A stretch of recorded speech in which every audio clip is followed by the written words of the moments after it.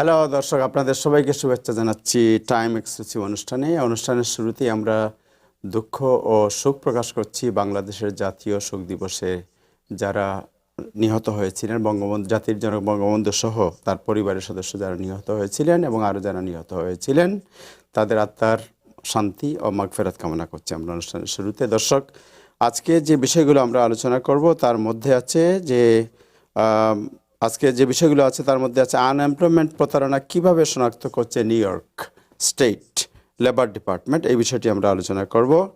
কাজ করেও কিভাবে পেতে পারেন আনএমপ্লয়মেন্ট বেনিফিট, এই জিনিসটি আমরা আলোচনা করব। বাংলাদেশে আমেরিকান সম্ভাবনাময়দের এগিয়ে নিতে নতুন একটি উদ্যোগ নেওয়া হয়েছে, এই বিষয়টি আমরা আলোচনা করব। আমরা আলোচনা করব কামালা হ্যারিস এর সাথে বাংলাদেশি তরুণীর সাক্ষাৎ এবং তার যে এক্সপিরিয়েন্স, এই এক্সপিরিয়েন্সটি আমরা আলোচনা করব। আমরা আলোচনা করব স্টিমুলাস আপডেট এবং নিউজ আপডেট বিষয়গুলো। আমাদের সাথে আজকে আলোচনায় যুক্ত আছেন জনাব নাজমুল হাসান, উনি সাথে আছেন এখন আমাদের সাথে এই মুহূর্তে আছেন Amira Antara Chowdhury. Amira Antara Chowdhury, welcome to the show. আপনাকে আমিরা অনন্ত চৌধুরী, আপনাকে শুভেচ্ছা জানাচ্ছি অনুষ্ঠানে। জি ধন্যবাদ। থ্যাংক ইউ থ্যাংক আমাকে ইউ, ইনভাইট করার জন্য আজকে রাতে। Thank you so much. আর আমাদের সাথে যুক্ত হবেন মিয়া মোহাম্মদ আফজাল এবং নাবিলা ইসলাম ফ্রম জর্জিয়া, একটু কিছুক্ষণের মধ্যে যোগদান করবেন। দর্শক, আমরা আমরা কামিলা হ্যারিসের সাথে বাংলাদেশি যে বাংলাদেশে আমিরা অনন্ত চৌধুরীর যে এক্সপেরিয়েন্স, তার যে সাক্ষাৎ, এই সাক্ষাতের বিষয়ে জানার চেষ্টা করব। আমরা জানার চেষ্টা করব বার্নি স্যান্ডার্সের সাথে তার যে কথা হয়েছিল, সে কাজ করেছিল, তার এক্সপিরিয়েন্সের বিষয়টি। বাট এখন আমরা নিউজ আপডেট জানার চেষ্টা করব। নিউজ আপডেট করবেন জনাব নাজমুল হাসান। দর্শক, যারা আজকে অনুষ্ঠানে টেলিভিশনের সামনে আছেন তাদেরকে শুভেচ্ছা জানাচ্ছি। যারা ফেসবুকে অনুষ্ঠানটি দেখছেন তারা তাদের বন্ধুদের সাথে অনুষ্ঠানটি শেয়ার করবেন বলে আমরা আশা করব এবং প্রত্যাশা করব। আমরা প্রথমে যাচ্ছি নিউজ আপডেট জানার জন্য জনাব নাজমুল হাসান আপনার কাছে। এর আগে আমরা শুভেচ্ছা জানাচ্ছি মিয়া মোহাম্মদ আফজাল, যিনি আইআরএস এনরোলমেন্ট এজেন্ট, তাকে শুভেচ্ছা জানাচ্ছি। জনাব নাজমুল হাসান, আজকের দিনের আপডেট জানার জন্য আপনাকে আমন্ত্রণ জানাচ্ছি অনুষ্ঠানে। ধন্যবাদ বাবু তাহের এবং ধন্যবাদ আজকে সব প্যানেলিস্ট। আজকে ছুটির দিন এবং মোটামুটি ভালোই কাটছে নিউ ইয়র্কে। যাই হোক, আজকে গভর্নরের যে টুইট, সেটা নিউ ইয়র্কের জন্য খুবই একটি ভালো খবর। আমি সবসময় চেষ্টা করি ভালো খবর দিয়ে অনুষ্ঠানটা শুরু করার জন্য, এবং সেটি হচ্ছে যে বিষয়টি সবার মনে এখন একটু চিন্তা ভাবনা সবাই, যে যদি নিউ ইয়র্কটি আবার সেকেন্ড ওয়েভ হবে কি হবে না, আবার আসছে, কারণ অন্যত্র সব জায়গায় সেকেন্ড ওয়েভের কথা শোনা যাচ্ছে, নিউ ইয়র্কে তা হবে কিনা, সেরকম একটা পরিস্থিতি চিন্তা ভাবনা যখন অনেকের মাঝায়, তখন গভর্নরও তার টুইটটা করেন ঠিক সেইভাবে। গভর্নর তার টুইট শুরু করেন যে আজকে যেটা শুরু করেছে যে নিউ ইয়র্ক 8 কনজিকিউটিভ ডে, মানে টানা 8 দিন নিউ ইয়র্কে সংক্রমণের রেট 1%-এর নিচে, এটা দিয়ে তিনি তার টুইট শুরু করেন এবং করেছেন আজকে। এবং তাতে দেখা যাচ্ছে এবং শুধু তাই নয়, আর সংক্রমণের হারও কম এবং সর্বোচ্চ সংখ্যক টেস্ট গতকাল নিউ ইয়র্ক স্টেটে, যে স্টেটে প্রায় 20 মিলিয়ন মানুষের বসবাস, সেই স্টেটে গতকাল টেস্ট হয়েছে 88,688। এটা পৃথিবীর অনেক দেশেও এত টেস্ট হয় না।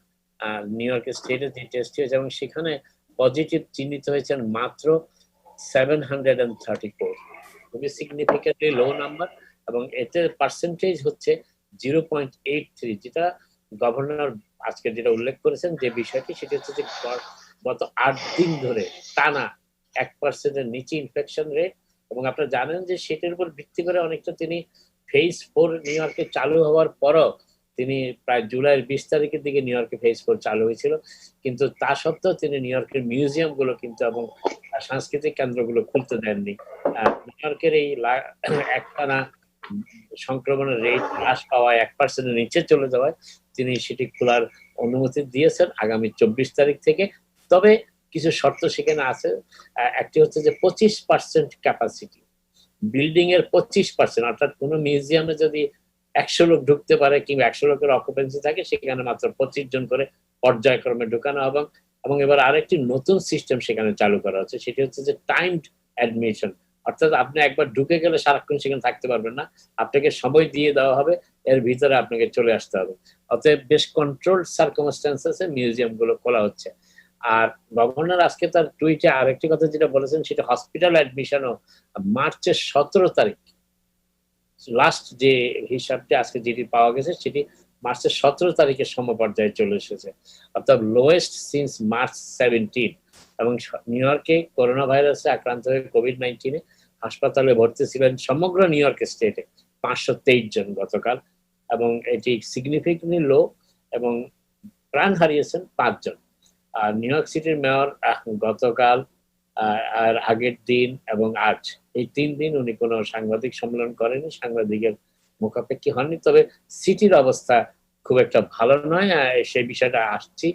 উইকেন্ডের শুরুতে যেভাবে সিটিতে আইন শৃঙ্খলা পরিস্থিতির অবনতি হয়েছে সে ব্যাপারে একটু পরে আসছে। আমি কোভিড-19 এর ব্যাপারে একটু আলোচনা সেরে নিই। আজকে বিজ্ঞানীরা গবেষণা করে বের করেছেন, ইথাকা, নিউ ইয়র্কের ইথাকার একটা প্রজেক্ট, বায়োসায়েন্স রিসার্চ প্রজেক্টের লোকজন গবেষণা করে বের করেছেন যে 2012 সালে চীনে প্রথম এই কোভিড-19 এর বিষয়টি ধরা পড়ে, এবং তারা এটি বের করেছেন উহানের ল্যাবরেটরির যে চিকিৎসক, চীনা চিকিৎসক যিনি পরবর্তীতে মারা গেছেন, তার বিভিন্ন রেকর্ড, তার রোগী দেখার রেকর্ড, রোগীর চিকিৎসার রেকর্ড, এগুলো খোঁজ নিয়ে গবেষণা করে তারপর সবকিছু তথ্য আদান প্রদানের মাধ্যমে তথ্য অ্যানালাইসিস করে তারা একটি সিদ্ধান্তে উপনীত হয়েছেন যে প্রকৃতপক্ষে কোভিড-19 শুরু হয়েছিল 2012 সালে চীনে, এবং সেই বিষয়টি নিয়ে তারা প্রায় 66 পাতার একটি রিপোর্ট আজকে তারা প্রকাশ করেছেন, এবং যেটি এই কোভিড-19 এর আরো বিশ্লেষণের ব্যাপারে অনেকখানি সহায়ক হবে।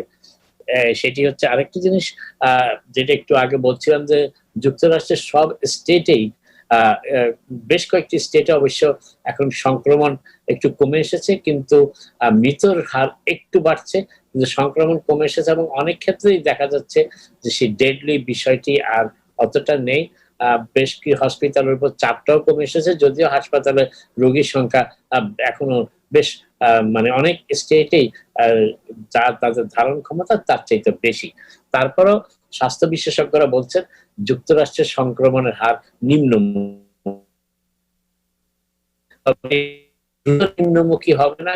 নিউ ইয়র্ক মঠ তারা বিবেচনা করছেন, কারণ নিউ ইয়র্ক যে হারে এই সংক্রমণটি দমন করতে পেরেছে, যুক্তরাষ্ট্রের আর কোন স্টেট এইভাবে এই সংক্রমণকে এত দ্রুত দমন করতে পারেনি, এবং এটি সম্ভব হয়েছে নিউ ইয়র্কের মানুষের সেই মাস্ক ব্যবহার, সোশ্যাল ডিস্টেন্সিং, এবং বিশেষ করে ইমিউন সিস্টেমকে সমৃদ্ধ করা, তাদের যে তাগাদা, এটি অনেক ক্ষেত্রে খুবই ফলদায়ক হচ্ছে, এবং এটি স্বাস্থ্য বিশেষজ্ঞরা বলার চেষ্টা করছেন।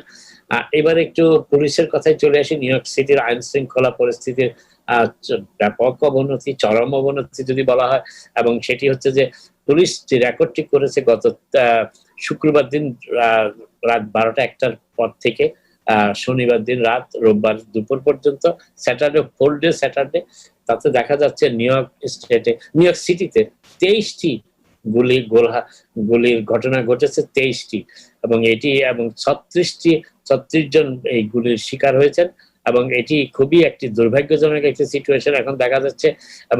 এবং অফ ডিউটি কারেকশন অফিসারদের ভিতরে একজন আক্রান্ত হয়েছেন কুইন্সে, এবং মোটামুটি যে বিষয়টি এখন দেখা যাচ্ছে যে আইন শৃঙ্খলা পরিস্থিতির এত অবনতি, সেটা জনগণকে ভাবিয়ে তুলেছে, এবং সেই বিষয়টাকে ইঙ্গিত করে প্রেসিডেন্ট ট্রাম্প 2-1 দিন আগে বলেছেন যে এমনও তো হতে পারে আইন শৃঙ্খলা পরিস্থিতির এত অবনতি যে নিউ ইয়র্কের জনগণ হয়তো নিউ ইয়র্ক স্টেটে তাকেই ভোট দিবেন বেশি, যে নিউ ইয়র্ক স্টেটের ইলেকট্রাল ভোটগুলি হয়তো তিনিই পেয়ে যাবেন, এটি তার আশা। এবং গতকালকে একটি সিগনিফিকেন্ট ডেভেলপমেন্ট হয়েছে ট্রাম্পের পক্ষে, সেটি হচ্ছে নিউ ইয়র্ক সিটির পুলিশ ডিপার্টমেন্টের একটি সংগঠন, পিবিএ, পুলিশ বেনেভোলেন্ট অ্যাসোসিয়েশন যেটাকে বলা হয়, আর তারা কিন্তু সরাসরি ইলেকশন অনেক আগেই একজন প্রেসিডেন্টকে তারা এন্ডোর্স করে ফেলেছে।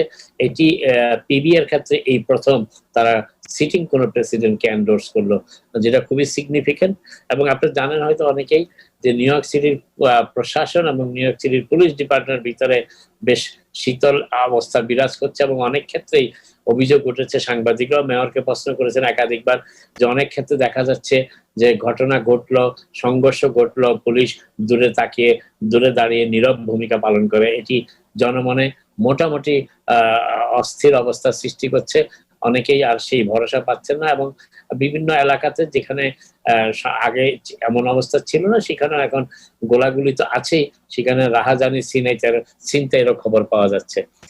আরেকটা এবার আসি ডেমোক্রেটদের নির্বাচন। আপনারা জানেন স্টিমুলাসের ব্যাপারটি গতকাল আমরা বলেছি যে পোস্টাল ডিপার্টমেন্টকে $25 বিলিয়ন কেন দেওয়া হবে, এবং এর আগে $3.5 বিলিয়ন কেন দেওয়া হবে, এই জন্যই প্রেসিডেন্ট ট্রাম্প এই স্টিমুলাস বিলের ব্যাপারটি অগ্রসর হতে দেননি, সমঝোতায় আসতে দেননি, এটা তিনি নিজেই গতকাল স্বীকার করেছেন।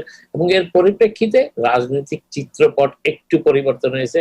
ডেমোক্রেটরা এই বিষয়টিকে মোটামুটি কবজা করার চেষ্টা করছে। তারা বলছে যে প্রেসিডেন্ট নির্বাচনে বাধা দিচ্ছেন, প্রেসিডেন্ট ডেমোক্রেটিক ইনস্টিটিউশন গুলোকে ধ্বংস করার চেষ্টা করছেন প্রেসিডেন্ট ট্রাম্প, এবং এই বিষয়টি ডেমোক্রেটদের আসন্ন নির্বাচনী প্রক্রিয়ায় বেশ সহায়ক হবে বলে ন্যান্সি পেলোসি স্পিকার এবং সিনেট মাইনরিটি দলের নেতা নিউ ইয়র্কেরই সিনেটর চাক শুমার আজকে বলেছেন। এবং তারা এটাও বলার চেষ্টা করছেন যে এর ফলে যারা বেশি ক্ষতিগ্রস্ত হবে, মেইল ইন ভোট যারা দিতে পারবে না, যদি সত্যিকার অর্থে পোস্টাল ডিপার্টমেন্ট সেই সংকটটি আরো তীব্র হয়, তারা হচ্ছেন সিনিয়র সিটিজেন, ভেটারেন্সরা, যারা সাধারণত এই সময় ঘর থেকে বের হতে চান না, তা এবং এদের বেশিরভাগই কিন্তু রিপাবলিকান সমর্থক।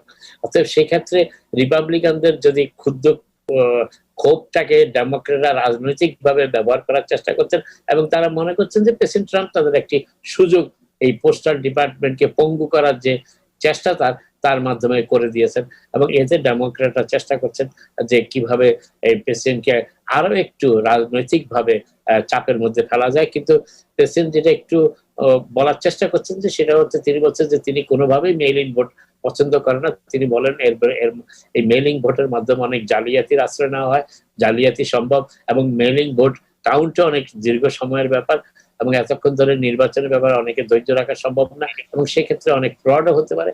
এই যুক্তি এখন আগামী দিনগুলিতে প্রায় 100 দিনেরও কম সময় বাকি আছে আমরা জানি যুক্তরাষ্ট্রের নির্বাচনে, এবং এই পোস্টাল ব্যালটের ব্যাপারটি মোটামুটি আলোচনায় বেশ গুরুত্বপূর্ণ ভূমিকা রাখবে বলে অনেকে মনে করছেন। এর মাঝামাঝি আজকে কিন্তু নিউ ইয়র্ক নয়, নিউ ইয়র্ক এখনো সরাসরি বলেনি,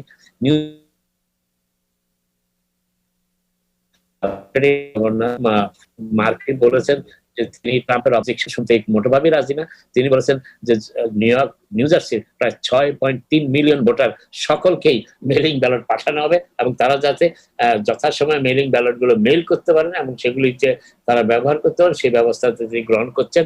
এবং তিনি এই ব্যাপারে প্রেসিডেন্ট ট্রাম্পের কোনো ভূমিকার তার নিউ জার্সি স্টেটে নেই বলেও তিনি সরাসরি আজকে বলেছেন। আপনারা জানেন যে নিউ ইয়র্ক সিটি স্কুলগুলো আগামী মাসেই খোলার কথা চলছে, তবে এই বিষয়ে বেশ বিতর্ক হচ্ছে। বিতর্কটা এই জন্যই হচ্ছে যে অনেক প্যারেন্ট এখনো তাদের সন্তানদের নিরাপদে স্কুলে পাঠাতে চাচ্ছেন, তার নিরাপদ মনে করছেন না স্কুলে যাওয়ার ব্যাপারে। এবং এই ব্যাপারে প্রিন্সিপালদের একটি সংগঠন, কয়েকজন প্রিন্সিপাল আজকে বলেছেন যে মেয়রের এই বিষয়টি এখন মোটামুটি স্থগিত রাখার দিকে অগ্রসর হওয়া উচিত, কারণ তারা এখনো মনে করেন না যে প্রিন্সিপালদের একটা বড় অংশ এখনো মনে করেন না যে সিকিউরিটি এবং যে নিরাপত্তা, স্বাস্থ্য নিরাপত্তার কথা মেয়র বলছেন সেটি সত্যিকার ভাবে কার্যকর করা সম্ভব হবে, এবং এর ফলে অনেক শিশু কিশোর ছাত্রছাত্রী অসুস্থ হয়ে পড়তে পারে, এবং সেটি পরবর্তীতে এমনিতেই স্কুল বন্ধ করে দিতে হবে। কারণ মেয়র বলেছেন যে 3%-এর বেশি যদি ইনফেকশন রেট হয়ে যায় তাহলে স্কুল বন্ধ করে দিবেন। তো তাহলে তাদের প্রশ্ন প্রিন্সিপালদের তাহলে সুযোগ নেওয়ার প্রয়োজনটা বা কোথায়? তো যাই হোক, আবার মেয়রের বক্তব্য হচ্ছে যে ঘরে বসে অনলাইন টিচিং এর মাধ্যমে সত্যিকার অর্থে শিক্ষা লাভ করা যায় না। শিশু কিশোর ছাত্রছাত্রীদেরকে ইয়ং বয়স থেকেই তাদের যে ইন্টারেক্টিভ এডুকেশন প্রয়োজন সেই গুরুত্ব বিবেচনা করেই তিনি অনলাইন ক্লাসের পরিবর্তে ক্লাসরুমে এসে ব্লেন্ডিং স্কুলের মাধ্যমে ক্লাস শিক্ষা দিতে চাচ্ছেন। যদিও তিনি বলেছেন যে প্যারেন্টদের ওই অপশনটি রয়ে যাচ্ছে যে তারা যদি নিরাপদ মনে না করেন তারা তাদের সন্তানদের বাসায় রেখে পড়াশোনা করতে পারবেন। মোটামুটি এই হচ্ছে আজকের বিষয়। যদি পরবর্তীতে আরো আসে, এবং আমি দেখতে পাচ্ছি আমাদের বিষয়টি হওয়া দরকার, তার কারণ অনেক সময় আমরা লক্ষ্য করেছি যে সাধারণ কিছু ডলারের জন্য, সাধারণ কিছু অর্থের জন্য মানুষ এমন ভাবে ঝাঁপ দিয়ে পড়ে, পরবর্তীতে যখন বিপদে পড়ে তখন তাদের মাথা আকাশ যেন ভেঙে পড়ে। এই ব্যবস্থাটি যাতে না হয় এই জন্য আমাদের সকলেরই একটা ভূমিকা রাখা উচিত এবং আমি মনে করি আফজাল ভাই এই ব্যাপারে ব্যাখ্যা দিতে পারবেন। আশা করি আপনাদের সকলকে ধন্যবাদ। আপনারা সবাই ভালো থাকুন। থ্যাংক ইউ জনাব নাজমুল হাসান আপনাকে। দর্শক, আপনারা আজকে যে বিষয়টি ইম্পর্টেন্ট বিষয়টি শুনবেন তা হচ্ছে কাজ করেও কিভাবে আপনি পেতে পারেন আনএমপ্লয়মেন্ট, এবং আনএমপ্লয়মেন্ট যে প্রতারণা বা জালিয়াতি এটা কিভাবে স্টেট শনাক্ত করছে এই বিষয়টি আজকে বলবেন জনাব মিয়া মোহাম্মদ আফজাল। আমরা তার সাথে পরে যাব। এর আগে আমরা যাচ্ছি জর্জিয়া থেকে আমাদের সাথে যুক্ত হয়েছেন কংগ্রেশনাল সাবেক ক্যান্ডিডেট বাংলাদেশি নাবিলা ইসলাম। নাবিলা, আপনাকে ওয়েলকাম করছি আমাদের অনুষ্ঠানে। Thank you for having me back. Thank you so much. Nabila, congratulations that you ran a very successful campaign, though you are not winner, but you become a symbolic encouragement of our community. Winning is not everything. Jay? Winning is not everything. Yeah, winning is not everything, right? That's what he's saying. Nabila, so আপনার কাছে জানতে চাই যে আপনি Congressional district 7-তে আপনি প্রতিদ্বন্দ্বিতা করেছিলেন, আপনি এখন কি করছেন? What is your next agenda? So আমি বাংলা চেষ্টা করব। আমি অনেক প্রাউড ছিলাম আমার ক্যাম্পেইনের জন্য। I think not just within the state of Georgia but পুরো কান্ট্রিতে সবাই দেখছিল যে আমি দাঁড়াইছি, to have the courage to do it, and I think it inspired many other Bengali girls and women or যারা যে আমাকে দেখতে ওরা মনে করছে ওরা নিজে করতে পারবে as well. So so very proud of the campaign, and এখন আমি ফোকাস হইছে আমি নিজে একটা political action committee খুলছিলাম. It's a PAC called the Progressive List, and so আমরা কি করতেছি, আমরা federal, state, local candidate খুঁজতেছি for mostly for next cycle, যারা transformational or they're minorities, working class, progressive, আমরা help করতে চাই ওদেরকে সকালবেলা থেকে. I think I said that correctly from the beginning. Yeah. And so we want to be able to give them money. We want to be able to help them with professional campaign staff. And then also, showcase them and help people know who they are early on.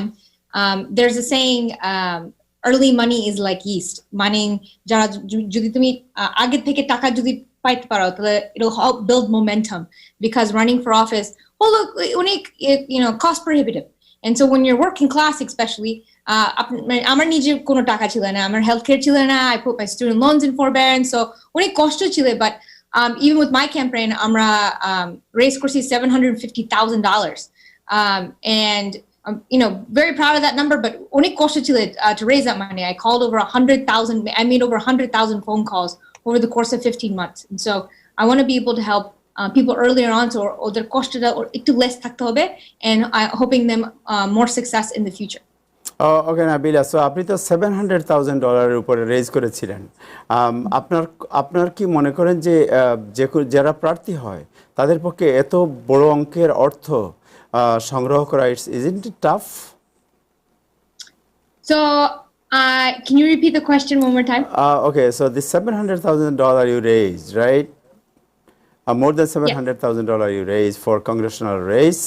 But $700,000 raising is not a matter of joke. It's a big challenge. So what is the suggestion to the candidate who are thinking to run in future, and definitely they need the fund? So it's running for office is hard, whether আপনারা যদি local করেন, state or federal, right? Very expensive, and so if you are thinking about running, you have to have discipline and focus. There's something they call it call time, and you have to pick up the phone and just call people within your community, your family, cold call, shara country. I know that it wasn't just me running for office. There were many other Bangladeshis like myself running across the country. You had in New York, you had Shania Chaudhry, you had Momita Ahmed, you had Mary Jubaida. Shahana is currently still running for, I believe, city council, and so and I understand there's a Bengali woman running for Congress in Texas, and then also another person in Pennsylvania running statewide. It takes time to run for office. So if you want to give yourself enough runway, যদি তুমি চাও যে তোমার enough time থাকতে পারে to raise the money, সকাল থেকে তুমি announce করবে যে আমি run for office. So আমি run করছি 15 months. So that 15 months gave me enough time, because there's a learning curve to understand সবগুলি, how all the parts work, and I think that's why our campaign gained a lot of momentum, and I think towards the end we had a lot of key endorsements from Congressman Ro Khanna, Congresswoman Ilhan Omar, and then Congresswoman Ocasio-Cortez from New York. Okay so আপনি তো মুসলিম ওমেনদেরকে empowerment করার ব্যাপারে উদ্যোগ নিয়েছেন। আপনি Bangladeshi women and man, Bangladeshi যারা candidate তাদেরকে empower, তাদের হেল্প করার ব্যাপারে উদ্যোগ নিয়েছেন। আপনি উদ্যোগ নিয়েছেন যারা প্রগ্রেসিভ, ডেমোক্রেটিক পার্টি প্রগ্রেসিভ, তাদেরকে এম্পাওয়ার করার জন্য। How you can empower them, how you can help them to empowered? So I think what's key is making sure that what I want people to know is that Ahmadiyya organization exists, and then also I want to be reaching out to them from the very beginning before they even announce. And so whether it's Muslim candidates, Bengali candidates, minorities, working class, progressive candidates, my PAC, what I'm doing right now, I'm raising money for it. I'm putting money in my PAC right now so that I can cut checks. I can write people checks for their campaigns so that they can spend it on paid communications, whether it's knocking on doors, whether it's a mailer, and so that's what I want to help candidates with. I think what people need to realize that it is very important and fundamental. Jara candidate their taka take dollars take towards the end of their campaign, so that they don't spend it all. So I want to teach candidates or how to budget. And then how to effectively raise money every month consistently, so that they have a pipeline, so that they can forecast or how they can communicate with their district. So আপনার future plan কি? আগামী 2 বছর পরে আবার election, are you running for Congress again? আমার future plan চিন্তা করতেছি still. I think we built something here in the 7th district, in my county, Gwinnett County, at my home, and so I'm very proud of what we built. And দেখতে পারি যদি if I might run again. I'm thinking about it, but there's no commitment. Okay, so আপনি যেটা বলেন যে say about Bangladeshi candidate who will run in future Congress, national election, and then state election or local. আপনি কিভাবে তাদেরকে help করবেন? How are you going to help them? So as I mentioned earlier, money. I'm going to get the money early. I'm going to give them a platform. I have a strong social media following, letting people know that these candidates exist in the first place. And then I also want to help them with communications. What's fundamental is আপনারা আমাকে invite করছে onto your show.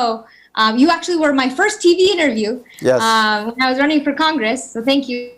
But connecting people with these opportunities, so that that are public facing, right? So that they can communicate with more than just their neighborhood, their whole district. So onik manush to.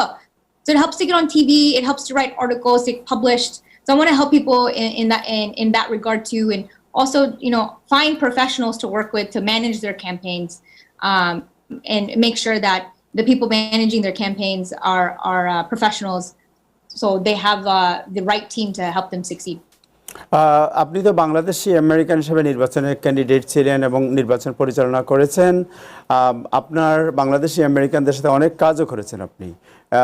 What is your experience within Bangladeshi American community, and what do you think what they should improve in terms of winning and in terms of the empowering the whole community as a whole? So my personal story is I grew up very political, whether it was my uncle was the president of Al-Malik or my dad did BNP, or I would go to the অনুষ্ঠাns in Kobana, and I just was always around NTV, and so সবসময় যখন বড় হইতেছিলাম আমি শুনছিলাম Bangladeshi politics. And it got me interested in learning more about politics in general. And then growing up, I understood that I live here now, so what the politicians in my backyard do have consequences on my schools, on my healthcare, on taxes, on housing. And so I am trying to encourage more Bangladeshis, and I think Bangladeshis are realizing.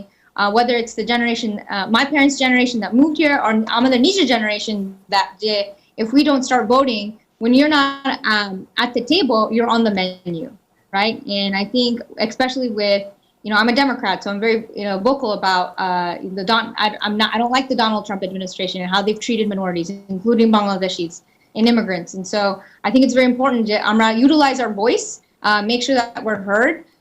And I also think that, it's different. Running for Congress, I learned, the diaspora is very different all over the country. And we have, a community in Georgia, but it's not as political as the one in New York. And you guys have the organization BOP, very young activists that came together from my generation. We don't have anything like that yet in Georgia. And so I want to encourage people that are in my generation, millennials, Generation Z, or young, to come together and create something similar. I think we are a voting bloc, the South Asian community, the Bangladeshi community, or we're a voting bloc, and we should flex the power that is our voting bloc and make sure that our voice is heard. Okay so আপনি যখন election campaign run করলেন আপনার আব্বা এবং আম্মা দুজনের support কেমন ছিল এবং what is your experience what is your most touchy story to tell this community আমার আম্মু আব্বুর এক্সপিরিয়েন্স উইথ মি হলো ওরা অনেক প্রাউড ছিলেন I think আমার আম্মু প্রত্যেকবার would watch every interview and would share it with all her families. Or Bangladesh থেকে ওরা, I guess people would take ঠিকানাতে লিখতে about me, and my mom would collect them all. I mean, listen, my mom is from Gram, right? She's from a home where the walls are made out of tin, or the floor is mati, no electricity, no running water. She didn't get to finish high school, so that's my mother. And to see her daughter within one generation run for U.S. Congress and gain some national attention. Only proud to it. Both my parents and my Atiya Shoyjon and Mama and Kala here and in Bangladesh as well. Oh, thank you. So, আপনার কি কোনো story আছে এটা share করতে পারেন which is very touchy story during your campaign? During my story? campaign, I will say that yes, I went to an event and since we're talking about Bangladeshis, I'll talk about Yes, একটা Bangladeshi event গেছি, and there's a little girl there, or she understood that I was running for office. She had heard about me before, and she told me, Nabila, I've been watching your campaign. She's paying attention, right? These young people are watching us, and she's listening. And she came up to me and she said, because তুমি run করছো, আপনি run করছেন, I feel like I can see myself in you, right? And they were very, very proud. She was in high school. And she said, it's like watching one of us. And they told me, I've never had that experience before. I think representation matters so much. It hits different, Yes. When you can see yourself, you have this empowerment, I can do this as well. So I never want to be, I am the only one in Georgia or across the country. Now we're seeing many Bangladeshis run. Next cycle, I want so many people to run because they saw me or Shaniat or Dana Imam run for Congress, and they want to run too. Thank you so much. Nazul Bhai, do you have any question to her? You can ask one question. Do I have a question? No, Mr. Nazmul Hasan, one of our panelists. No, but she explained it very clearly. ভালো বাংলা ইংরেজি দুইটা মিলাই খুব ভালো explain করছে। Very good. I think Yes. our target audience liked it. Right. Our target. Thank you. Target audience না? Yes. Yeah, our audience, they really like it. Munshiana. Yes, the audience like it. How you relate your own target people to you, and that is a very, very effective way to campaign. Right. So আমি যেটা বলবো, I think she learned it very good, and Yeah. I think she has. We'll have to wait and see when she becomes a congressman or senator. Yeah. So আমরা নাবিলাকে বলবো, নাবিলা আমাদের সাথে আছে আমিরা Chowdhury. She is a student of third year in University of Pennsylvania. She used to work. সে Bernie স্যান্ডারের ক্যাম্পেইনে কাজ করেছে। সে ক্যামিলা হ্যারিসের সাথে তার সাক্ষাৎ হয়েছে এবং কিছু এক্সপিরিয়েন্স আছে সে শেয়ার করবে। If you want you can stay with us and she will share her story with us within a minute. আমরা একটা ছোটো ব্রেকে যাবো just for a minute and then will come back and will talk with Amira Chowdhury. এরপরে আমরা কথা বলবো যেটা আমরা আগে বলছিলাম যে আনএমপ্লয়মেন্ট, কাজ করেও আনএমপ্লয়মেন্ট আপনি পেতে পারেন, সুযোগ আছে। আর যারা আনএমপ্লয়মেন্ট নিয়েছেন, বিপদে পড়েছেন, নিউ ইয়র্ক স্টেট কিভাবে আনএমপ্লয়মেন্ট ফ্রড হয়, এটা কিভাবে ডিটেক্ট করে, এই জিনিসটা আজকে ব্যাখ্যা করা হবে। সো ব্যাপারটি খুবই ইম্পর্টেন্ট, আমাদের সাথেই থাকুন।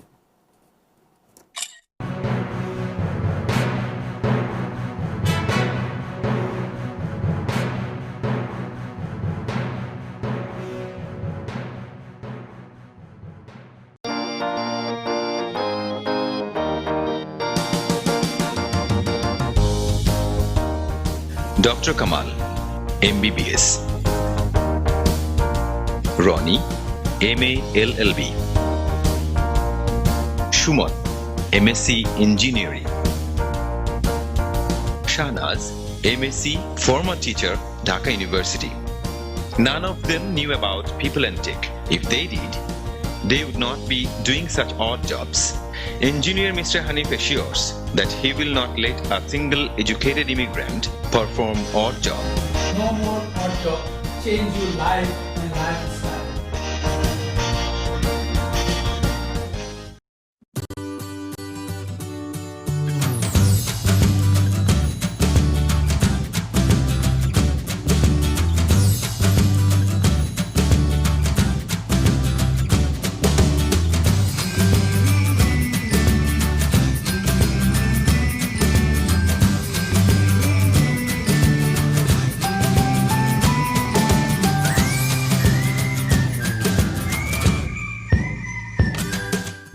দেশে টাকা পাঠানো জরুরি, ব্যাংক বন্ধ, আর নয় অপেক্ষা। 24 ঘন্টা মানি ট্রান্সফার সেবা নিয়ে এলো সেন্ডওয়েভ। আকর্ষণীয় এক্সচেঞ্জ রেটে কোনো ফি ছাড়াই ঘরে বসে যে কোনো সময় নিরাপদে আমেরিকা, ইউকে ও ইউরোপ থেকে টাকা পাঠান বাংলাদেশে। সেন্ডওয়েভ মুহূর্তেই পৌঁছে দেবে আপনার প্রিয়জনের বিকাশ অ্যাকাউন্টে। ডাউনলোড করুন সেন্ডওয়েভ অ্যাপ আর লগ অন করে প্রিয়জনের কাছে নির্ঝঞ্ঝাট টাকা পাঠান যখন প্রয়োজন তখন। Sendwave, send money with love. Over the past 25 years, Khan's renowned specialized high school program has helped nearly 3,000 students gain acceptance to New York City's top high schools, such as Stuyvesant, Bronx Science, and Brooklyn Tech. Our team of education experts creates original KT diagnostic exams and constantly updates our curriculum so our students gain acceptance to the best high schools in New York City. Parents can trust Khan's. Call today for 2 free classes.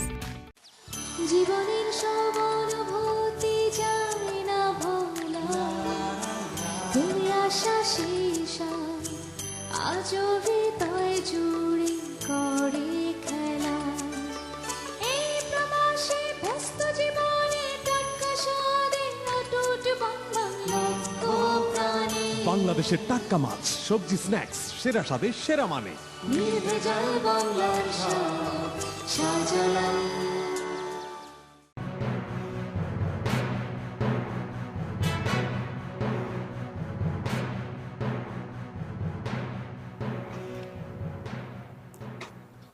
Hello দর্শক, আপনাদের সবাইকে আবারও শুভেচ্ছা জানাচ্ছি time exclusive অনুষ্ঠানে। আমরা এখন আলোচনা করব আমিরা চৌধুরী তার এক্সপেরিয়েন্স নিয়ে, যিনি বার্নি সেন্টারের সাথে কাজ করেছেন এবং কামিলা হ্যারিসের সাথেও তার দেখা হয়েছে। আমিরার একটু ছোট পরিচয় দেবো আগে। Amira is a third year student at the University of Pennsylvania studying urban planning and political science, as well as pursuing a master's in social policy at the UPenn School of Social Science and Practice. She worked for the Barney Center campaign for 1 year in 2016 and organized students to elect Barney Center as president at UPenn campus. For the 2020 campaign, Amira received $10,000 scholarship, university scholarship from the United States Senate Youth Programs Scholarship in 2017 when she met California Senator Kamala Harris to receive this scholarship. Amira, welcome to the show. Thank you so much. আপনাকে join করার জন্য অভিনন্দন জানাচ্ছি অনুষ্ঠানে। আসসালামু আলাইকুম and ধন্যবাদ আমাকে ইনভাইট করার জন্য আজকে রাতে। জি, তো আপনার তো বাংলা খুবই সুন্দর, আমরা আশা করি আপনি বাংলায় কথা বলবেন। সো প্রথমেই জানতে চাচ্ছি, আপনি University of Pennsylvania student, which is one of the Ivy League university.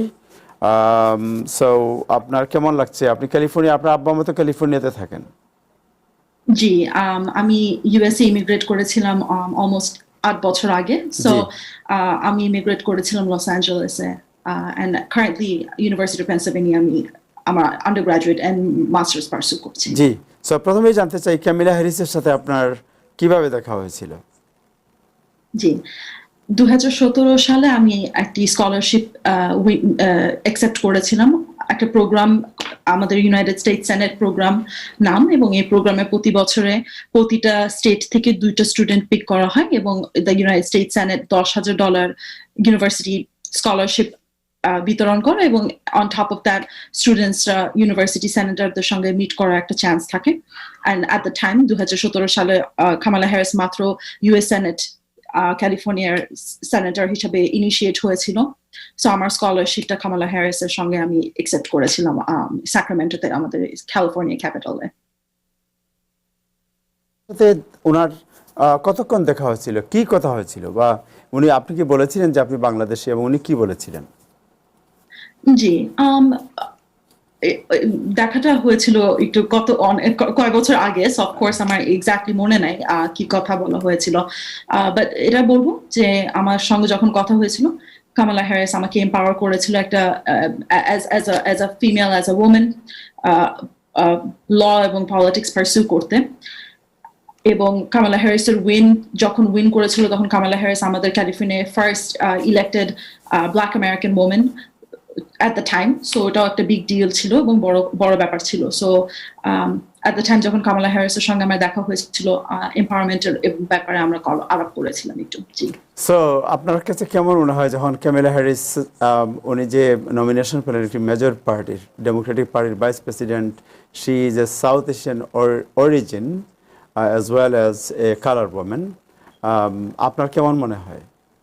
জি, এটা ইন্টারেস্টিং বলতে যে কামালা হ্যারিস আসলে তার সাউথ এশিয়ান পার্টটা এক্সেপ্ট পপুলারাইজ ওই দিক দিয়ে না। মানুষ যখন স্পেশালি আমেরিকানস যখন কামালা হ্যারিসকে দেখে, তারা কামালা হ্যারিসকে একটা ব্ল্যাক আমেরিকান ওমেন হিসাবে দেখে, because Kamala Harris largely popularly তার Asian American or South Asian identity অত accept করে না in terms of expressing it to the broader community. So a lot of people don't know যে Kamala Harris আসলে south Asian সাইডও আছে, এটা ব্যাপারে অনেকজন জানে না in the electorate. আমাদের একটু আগে আমাদের সঙ্গে ছিল নাবিলা আপুর কংগ্রেস যখন রান করছিল, আমি আসলে নাবিলা আপুর জন্য ভলান্টিয়ার করেছিলাম। যখন শায়না চৌধুরী নিউ ইয়র্কে রান করেছিল, তার জন্য ভলান্টিয়ার করেছিলাম। সো যখন ফর এক্সাম্পল এই যে আমাদের বাঙালি কমিউনিটির যদি বলি, ম্যারি জোবাইদা বলি অথবা শাহানা আপু যে রান করছে এখন, বা মৌমিতা আহমেদ যে রান করেছিল নিউ ইয়র্কে, যখন for example in my situation, যখন বাঙালি স্পেশালি ইয়াং পিপল ইলেকট্রাল অফিসের জন্য ক্যাম্পেইন করছিল, এটা আমার জন্য ইন্সপিরেশনাল ছিল, বিকজ আমি আমার মতো কাউকে দেখতে পাচ্ছিলাম যে আমেরিকার আমাদের পলিটিক্সে রান করা, বিকজ আমেরিকান পলিটিক্স মোস্টলি এখানকার is dominated by white American male for the most part.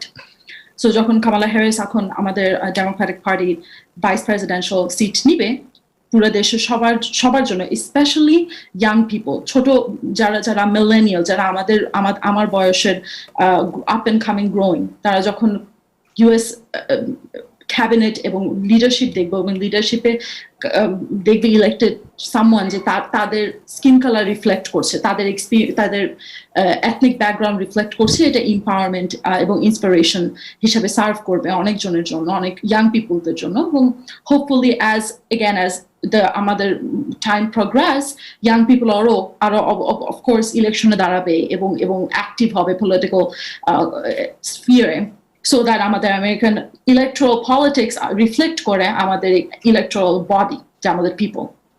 Bernie স্যান্ডারের সাথে আপনি কাজ করেছেন, বার্নি স্যান্ডারকে কেমন দেখেছেন আপনি? সো বার্নি স্যান্ডার্স যখন প্রথম ইলেকশনে রান করছিল, তখন 2015 আমি হাই স্কুলের ফার্স্ট ইয়ার স্টুডেন্ট ছিলাম। লস অ্যাঞ্জেলেসে আমার প্রতিদিন আমাকে ড্রাইভ করে নিয়ে যেত বার্নি স্যান্ডার্সের, এইখানে ভলান্টিয়ার করতে হবে, এখানে ক্যাম্পেইন করতে হবে, এখানে ডোর নক করতে হবে। আর তখন মাত্র আমি আমেরিকায় এসেছিলাম, আর আসলে আমি পলিটিক্স ব্যাপারে অত বুঝতাম না আমেরিকান পলিটিক্স হিসাবে, যে ইনভলভমেন্ট মানে কি। বিকজ বাংলাদেশে আমি যখন ছিলাম পলিটিক্স দেখেছিলাম, ছাত্রলীগরা, আওয়ামী লীগ, ছাত্রলীগ হচ্ছে রাস্তায় নেমে যাচ্ছে, বা অনেক রকমের বড়দের মধ্যে কথা, বা ছোটদের যে পলিটিক্স একটা জায়গা আছে, এটা এই সম্পর্কে আমার আইডিয়া ছিল না বাংলাদেশে পলিটিক্স দেখে। বা যখন আমেরিকায় এসেছি, তখন আমেরিকা ইনভলভমেন্ট হয়ে বুঝতে পারলাম যে ছোট মানে আমার বয়সে ইয়াং পিপলদের পলিটিক্সে যে একটা জায়গা আছে, এবং সেটা কেমন দেখতে কেমন লাগবে। that got introduced to me Bernie Sanders 2015 election. So 2015 থেকে 2016 পর্যন্ত ক্যালিফোর্নিয়া আমি 15 বছর তখন ছিলাম, 16 বছর উঠছি, সব থেকে ইয়াংগেস্ট ভলান্টিয়ার ছিলাম আমি সাদার্ন ক্যালিফোর্নিয়া লস অ্যাঞ্জেলেস, এবং আমি লিডারশিপে ছিলাম আমাদের লস অ্যাঞ্জেলেসের বার্নি স্যান্ডার্সের জন্য 1 বছর ভলান্টিয়ার করেছিলাম। অ্যান্ড এইবার যখন বার্নি স্যান্ডার্স অবশ্যই ইলেকশনে দাঁড়ালো, অফকোর্স আমার সাপোর্ট তো থাকবে, বিকজ বার্নি স্যান্ডার্স আমাদের আমেরিকার প্রোগ্রেসিভ মুভমেন্টটাকে মেইন স্ট্রিম ডেমোক্রেটিক পলিটিক্সে নিয়ে এসেছে যেভাবে যে কোনো আদার ক্যান্ডিডেট আমাদের আমেরিকান হিস্ট্রিতে আনতে পারে নাই। সো অফকোর্স এবার যখন বার্নি স্যান্ডার্স ইলেকশনে রান করলো, আমি ইউনিভার্সিটি অফ পেনসিলভেনিয়া আমাদের এখানে বার্নি স্যান্ডার্সের জন্য মোবালাইজ করার জন্য একটা গ্রুপ খুলেছি। গ্রুপটার নাম হচ্ছে ইউপেন ফর বার্নি স্যান্ডার্স। আমাদের ইউপেনে আমরা দেশের মধ্যে আমাদের ক্যাম্পাস আমরা নাম্বার 7th মোস্ট অর্গানাইজড ছিলাম বার্নি স্যান্ডার্সের জন্য, আর পেনসিলভেনিয়া স্টেটের মধ্যে নাম্বার 1 ছিলাম মোস্ট অর্গানাইজড বার্নি স্যান্ডার্সের জন্য। সো বার্নি স্যান্ডার্সের ভলান্টিয়ার এক্সপিরিয়েন্সের মধ্যে পুরো হোল টাইমের মধ্যে অনেক ক্যান্ডিডেটের সঙ্গে দেখা হয়েছে, অনেক এক্সপিরিয়েন্স হয়েছে আমার, নতুন candidate as well as just different type of people যারা আমার মতো শেয়ার সিমিলার ভিউ আছে ওয়ার্কিং ক্লাস পলিটিক্সের উপরে থিঙ্ক করা এবং মোবালাইজ করা, তাদের সঙ্গে আমার সাক্ষাৎ হয়েছে, এবং এটা একটা ভালো অনেক ক্রিটিক্যাল এক্সপিরিয়েন্স ছিল আমার জাস্ট ওভারঅল এডুকেশনের জন্য। So last question, Bangladeshi community অনেকেই রান করছে, আপনি জানেন, they are trying to empower the community and as well as you are one of the person who are helping যে বাংলাদেশি কমিউনিটিতে যারা রান করছে পাবলিক অফিস, আপনার তাদেরকে আপনি কিভাবে হেল্প করবেন? Say about in new York, অন্যান্য স্টেটে আপনি কিভাবে হেল্প করবেন, এবং কাউকে আপনি চেনেন পার্সোনালি? জি, সো আমি নাবিলা ইসলামের ক্যাম্পেটার কথা যখন বললাম, নাবিলা ইসলাম যখন রান করছিল জর্জিয়া রান করছিল, রাইট? সো আমরা নর্মালি দেখে Bangali community mostly highlight America, either New York আর ক্যালিফোর্নিয়া, কোস্ট টু কোস্ট। আমরা কিন্তু মাঝখানের বাংলাদেশি কমিউনিটি যারা ইন দ্য মিডল অত কথা হয় না, বাট রেইজিং অ্যাওয়ারনেস, এই যে ক্যাম্পেইনের উপরে অ্যাওয়ারনেসটা রেজ করা সব হয় সোশ্যাল মিডিয়াতে। সো মুভিং ফরওয়ার্ড আমাদের বাঙালি কমিউনিটির মধ্যে সোশ্যাল মিডিয়ায় হাইলাইট করা কারা রান করছে এবং তাদের নাম এক্সপ্রেস করা, তাদের নাম ব্রডলি অ্যাডভার্টাইজ করা, এবং মোস্ট ইম্পর্টেন্টলি সবাইকে ইনকারেজ করা যে ক্যাম্পেইনে ডোনেশন দেয়, বিকজ বাঙালি কমিউনিটি আমাদের পিপল আমাদের অত কানেক্টেড না, যেখানে আমাদের হোয়াইট আমেরিকান যাদের ফ্যামিলি জেনারেশন লেগাসি ইনভলভড আমাদের আমেরিকান পলিটিক্যাল ইলেকট্রাল সিস্টেমে, দ্যাট সর্ট অফ ক্যান্ডিডেটস ওদের অলরেডি এক্সপিরিয়েন্স আছে কিভাবে মানি ডোনেশন একসেপ্ট করে এবং বাড়ানোর জন্য ক্যাম্পেইনের জন্য। বাট আমাদের বাঙালি কমিউনিটির মধ্যে সেটা আরো রেজ অ্যাওয়ারনেস করতে হবে সো দ্যাট আমরা হেল্প করতে পারি পলিটিক্যাল ক্যাম্পেইন ডোনেশন ইনক্রিজ করা, because donation will translate into more electoral votes. Thank you Amira, thank you so much. আপনাকে মাঝে মধ্যে আমরা আমাদের অনুষ্ঠানে আমন্ত্রণ জানাবো আসার জন্য। Thank you so much for your time and your experience. Thank you. Wish you all the best. দর্শক, আমরা এখন আলোচনায় যাব জনাব মিয়া মোহাম্মদ আফজাল ওনার কাছে। বিষয়টি প্রথমেই জানতে চাই যে কাজ করেও আনএমপ্লয়মেন্ট কিভাবে পাওয়া যায়, এই বিষয়টি আপনি একটু ব্যাখ্যা করবেন? আপনার সাউন্ড মিউট করা আছে, একটু আনমিউট করবেন প্লিজ। হ্যালো, আসসালামু আলাইকুম তাহের ভাই। জি, আসসালামু আলাইকুম। আপনাকে ধন্যবাদ আমাকে আমন্ত্রণ জানানোর জন্য। আর পাশাপাশি নাজমুল ভাইয়ের বিশ্লেষণ শুনলাম, বরাবরের মতো অত্যন্ত চমৎকার। নাজমুল ভাই প্রতিদিন এখানে এসে যেভাবে বিশ্লেষণ করেন, অলরেডি কমিউনিটির ভিতরে একজন খুব সাদা মনের মানুষ এবং সৎ পরামর্শক হিসাবে উনি নিজেকে প্রতিষ্ঠা করেছেন। ধন্যবাদ। আমি মনে করি he will keep it up. আপনার আফজাল ভাই, আপনার ক্যামেরাটা একটু বিহাইন্ডে যাবেন, আপনার চেহারাটা কেটে গেছে একটু। হ্যাঁ, এখন ঠিক আছে, এখন জি, এখন ঠিক আছে। আচ্ছা আচ্ছা, তো যেটা বলছিলাম যে, এবং প্যানেলিস্ট যারা আছে তাদেরকেও সালাম এবং শুভেচ্ছা। আপনি যে প্রশ্ন যেটা করলেন যে আনএমপ্লয়মেন্ট বেনিফিট কাজ করে কিভাবে পাওয়া যায়, সেটা আমি এখন বলবো। তো সেটা প্রশ্ন হচ্ছে যে আসলে কাজ করে পাওয়া যায়, এর চেয়ে বড় কথা হলো যে কাজ করে কিভাবে, হঠাৎ করে দেখা গেল যে আমার যখন কাজ থাকবে এবং কাজ থাকার পরে যখন আমার কোনো কারণে রিজনেবল কারণে সঙ্গত কারণে আমার কাজ চলে যাবে, তখন যখন আনএমপ্লয়মেন্ট ক্লেম করব, যখন আনএমপ্লয়মেন্ট আমি ক্লেম করবো, ওই ক্লেম করা অবস্থায় তো এই ক্লেম করা অবস্থায় যদি আপনার আমার আবার যদি জব হয়ে যায়, তাইলে এক্ষেত্রে আমি আনএমপ্লয়মেন্ট পেতে পারি লিমিটেড রেটে। এটা হচ্ছে প্রশ্ন। যদি এটা হয় যেন তাহলে আমি কিভাবে পেতে পারি যে আনএমপ্লয়মেন্ট আমি ক্লেম করলাম, ক্লেম করার পরে আমাকে যে জায়গা থেকে আমার হয়তো due to the closure of my business place, অথবা আমাকে ফায়ার করা হয়েছে কোনো সঙ্গত কারণে, তো আমি যখন আনএমপ্লয়মেন্ট নেওয়াটা শুরু করলাম, তখন ওই কাজের জায়গা থেকে হয়তো আমাকে আবার বলা হলো যে আপনাকে কাজ দেয়া গেল, কিন্তু ল্যাক অফ ওয়ার্কের কারণে আমাকে ফুল টাইম কাজ না দিয়ে যদি আমাকে 2 দিন বা 3 দিন কাজ দেয়, এক্ষেত্রে আমি কাজ করে করেও আনএমপ্লয়মেন্ট পেতে পারি। কিন্তু বিষয়টা এরকম না যে আমাকে ফুল টাইম ডাকছে এবং এই অবস্থায় আমি কাজ পেয়ে যাব। তো এটা প্রশ্ন হচ্ছে যে অথবা আমার আগের কাজের জায়গায় ডাকুক, অথবা অন্য একটা জায়গায় আমি 2 দিন বা 3 দিন যদি কাজ পাই, তাইলে আমার এই যে আনএমপ্লয়মেন্ট ক্লেম করছিলাম ওটা কন্টিনিউ থাকবে এবং লিমিটেড আকারে আমি আনএমপ্লয়মেন্ট বেনিফিটও পেতে থাকবো। তো এটার নিয়ম হচ্ছে যে আমি যদি একদিন কাজ করি, তাহলে আমার যে আনএমপ্লয়মেন্ট বেনিফিটের অ্যামাউন্ট যেটা আমি নর্মালি পেতাম জাস্ট ফর $4,000, $400, তো এক্ষেত্রে আমি তখন একদিন কাজ করলে আমার 1/4 of the benefit will be cut up. In that case, I will get $300. If I work 2 days, then 2/3 of the benefit will be cut up. I get $200. And if I work 3 days, then 3/4 of the benefit will be cut up. So if I work 4 days, then no benefit will be allowed. So প্রশ্ন হচ্ছে যে ওই অবস্থা, এবং এটা গেল একটা। আবার হলো যে এটার সাথে আরেকটা অ্যামাউন্ট আছে যেটা $504। ইভেন আপনি যদি একদিনও কাজ করেন এবং আপনার যদি আর্নিংস এক্সিড মোর দেন $504, দেন আমি আর ওই আনএমপ্লয়মেন্ট বেনিফিট পাবো না। তাহলে আমি পেতে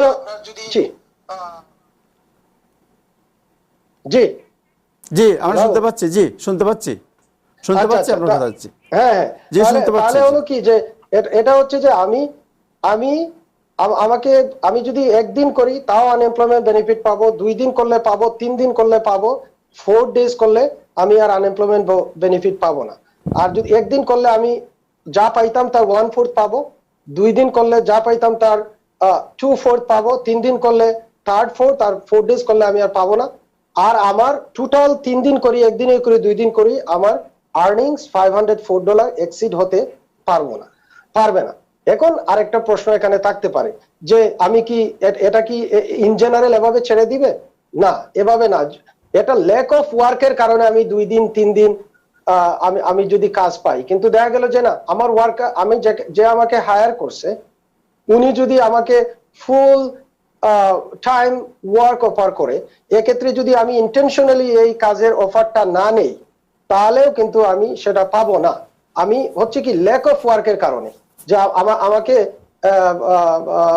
4 দিন কাজ দেওয়ার মতো সক্ষমতা বা 5 দিন দেওয়ার মতো সক্ষমতা এই COVID-19 এর কারণে অথবা যে কারণে হোক, বিজনেস লসের কারণেই আমার এমপ্লয়ার আমাকে দিতে পারতেছে না, যেটা আমি চাচ্ছি। এটা আমি 4 দিন বা 5 দিন কাজ পাওয়া বিয়ন্ড মাই কন্ট্রোল, আমি চাচ্ছি, আমার এমপ্লয়ার দিচ্ছে না, এক্ষেত্রেই আমি পাবো।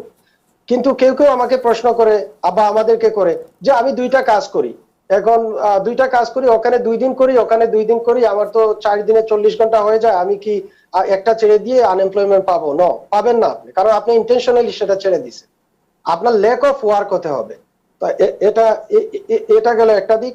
আরেকটা জিনিস হলো যে আপনি এটলিস্ট 4 ডেজ অ্যাভেলেবল দেখাতে হবে আপনাকে এই বেনিফিটটা পাওয়ার জন্য। আপনাকে ডাকলো, আপনি গেলেন না, তাহলে কিন্তু আপনার কাজ যেবল হলো আপনি জান নাই, এ কারণে আপনার 3 দিন হয়েছে, এক্ষেত্রেও আপনি পাবেন না। আপনি সবসময় রেডি থাকতে হবে কাজের জন্য, এটা পাওয়ার জন্য। আর এখন দেখা গেছে যে কোনো একটা কারণে যদি আমি ভুল করে আমি 4 দিন কাজ করলাম, অথবা আমার কাজ অ্যাভেলেবল ছিল, আমি গেলাম না, এক্ষেত্রে কি হতে পারে? আমরা আগে একটু পেনাল্টির ব্যাপারে আলোচনা করছিলাম, তো আমি বলবো যে আরেকটা পেনাল্টিকে বলে ফরফিট ডে পেনাল্টি। মিনিং আপনি ভুলবশত অথবা আপনি ইচ্ছা করে আপনি 4 দিন কাজ করে ফেললেন, তো এক্ষেত্রে এটাকে বলে যে আপনি এখন পরের উইকে কি হবে, পরের উইকে যখন আপনি ইয়ে করবেন, ওই যে অ্যাপ্লাই করবেন, যদি তারা খবর পেয়ে যায় যে কাজ অ্যাভেলেবল ছিল, অথবা আপনি আপনি আপনি করেন নাই, অথবা আপনি 4 দিন করে মিথ্যা বলছেন, আপনি 3 দিন করছেন, তাইলে ওই একদিন আপনার ওই নেক্সট উইক থেকে আপনার একদিন তারা 25% আপনার পেমেন্ট কেটে নিয়ে যাবে। এটাকে বলে ফরফিট ডে পেনাল্টি। আপনি শুনে থাকবেন যে কোনো মানুষ বলে যে ভাই আমার তো 1 সপ্তাহ পেমেন্ট দেয় নাই, অথবা দেখা যায় আমি কম পেমেন্ট পাইছি, আমি এটা কেন করলো।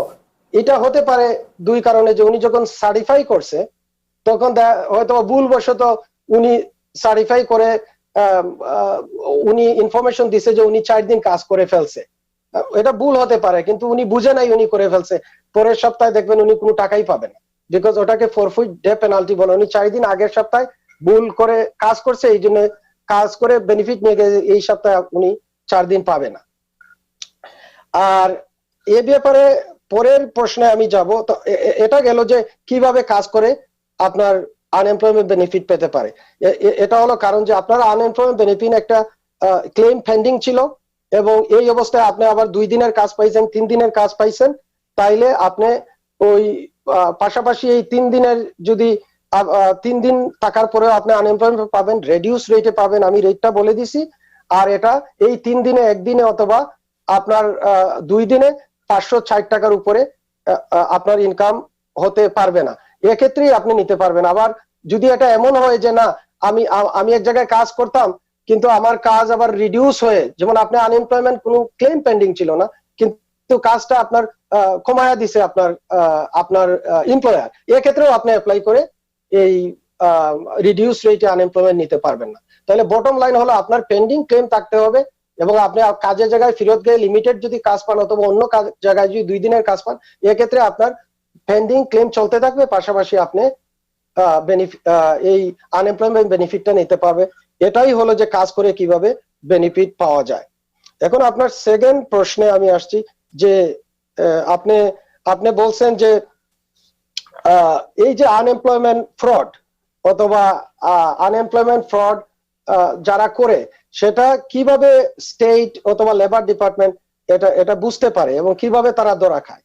এখানে একটা কথা বলতে হয় যে কোনো আনএমপ্লয়মেন্ট ইন্স্যুরেন্স ফ্রড ও ধরা থাকে না, ফ্রড সেলডম গোজ আননোটিস, কোনো না কোনো ভাবে স্টেট সেটা পেয়ে যায়, তাদের বিভিন্ন মেকানিজম আছে। এটার একটা হয় যে new employer hires report. New York স্টেটের ল অনুসারে আপনি যদি কোনো এমপ্লয়ি হায়ার করে, তাহলে 20 ডেজের ভিতরে আপনি ওই তাদেরকে লেবার ডিপার্টমেন্টকে জানাতে হয়। তো এক্ষেত্রে দেখা গেল যে আপনি মনে করছেন আমি আরেক জায়গায় 2 দিন কাজ করছি, 1 দিন করছি, বা 5 দিন বা করতে যাচ্ছি, এটা জানবে না, এটা জানবে কিভাবে? কিন্তু বাই ল ওই এমপ্লয়ারই জানাইয়া দিবে যে আপনাকে উনি হায়ার করছে, উনি আপনি কাজ করতেছেন, এক্ষেত্রে তারা ইনফরমেশন পেলে আপনাকে তারা নোটিশ দিবে। এটা গেল একটা দিক। আরেকটা হচ্ছে quality control audits. Quality control audits হলো যে দেখা গেছে যে তারা যদি কোনো সেম এমপ্লয়ার থেকে একটা কম সময়ের ভিতরে অনেকগুলি আনএমপ্লয়মেন্ট যদি ফাইল করা হয়, তাহলে তারা কি করে, ওই যে তারা লেবার ডিপার্টমেন্ট অথবা আনএমপ্লয়মেন্ট ডিপার্টমেন্ট তারা সাসপিশিয়াস হয় যে এত ক্লেম আসে কেন। তাহলে তারা কি করে, তারা একটা অডিট করে ওই এমপ্লয়ারের সাথে, হয়তো ফিজিক্যালি যেতে পারে, ফোনে হোক, যেভাবেই হোক, তখন যখন যে আনএমপ্লয়মেন্ট বেনিফিট নিচ্ছে তাদের ব্যাপারে প্রশ্ন করলে দেখা যাবে যে অনেকেই ইচ্ছাকৃতভাবে হয়তো ছেড়ে গেছে, অথবা আদৌ সে কাজ করছে না, তো ওইভাবে ধরা পড়ে, তখন তারা এদেরকে নোটিশ দেয়, ওকে তোমাকে ফায়ার করা হয়নি, অথবা তোমার কাজের অভাব ছিল না, তুমি ছাড়ছো কেন, এইভাবে কিছু লোক ধরা খায়। আরেকটা হচ্ছে যে public tips by internet and telephone ও ইমেইল।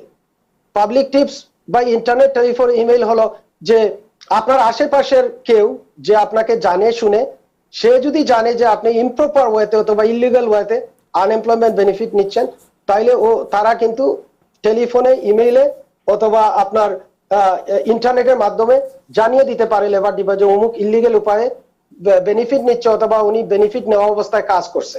সো এভাবে হয়তো পাবলিক টিপস এর মাধ্যমে তারা সেটা পেয়ে যায়। আরেকটা হচ্ছে যে ক্লেম সেন্টার রেফারেন্স বলে, যে আমরা আনএমপ্লয়মেন্টের জন্য যে সমস্ত ক্লেম সেন্টারে আমরা কল দেওয়ার পরে ক্লেম সেন্টারে কল দেওয়ার পরে দেখা যায় যে আমরা যে সমস্ত তথ্য দেই ওটা যদি ক্লেম সেন্টারের যে রিপ্রেজেন্টেটিভ আছে তাদের কাছে যদি সাসপিশিয়াস মনে হয় অথবা যদি ইনকারেক্ট মনে হয় তাইলে উনাকে অডিট করার ব্যাপারে ওই ক্লেম সেন্টার ওই রেফার করতে পারে যে অমুকের এই ইনফরমেশনটা রং দিছে, আমাদের সন্দেহ মনে হয়েছে। অথবা দেখা গেছে ক্লেম সেন্টার কোনোভাবে যদি ফোন কল বা আমি যেটা বললাম পাবলিক টিপসে খবর পেয়ে থাকে তাহলে রেফার করে অডিট ডিপার্টমেন্টে ওরা অডিট করে। তো এভাবে ধরা হয়। আরেকটা হচ্ছে জি জি লাস্ট কি বলতে চাচ্ছি, শেষ কথা? না, শেষ কথা হচ্ছে যে বিভিন্ন গভর্নমেন্ট রেকর্ড ক্রস ম্যাচের মাধ্যমে সেটা আবার তারা পেয়ে যায়। যেমন গভর্নমেন্ট দেখা গেল যে সেটা হচ্ছে যে আপনি ক্রস ম্যাচিং কিভাবে, যে আপনার ইনকাম দেখা গেছে $15,000 কিন্তু আপনি আনএমপ্লয়মেন্টে ক্লেম করলেন আমার ইনকাম $30,000। তো ওটা গভর্নমেন্টের বিভিন্ন ডকুমেন্টের সাথে তারা এটা ম্যাচ করে দেখতে পারে সন্দেহ হলে। যেমন সেটা হচ্ছে আপনার যেমন আপনি নিউ ইয়র্ক স্টেটে আপনি ট্যাক্স ফাইল করছেন, it's a government record two.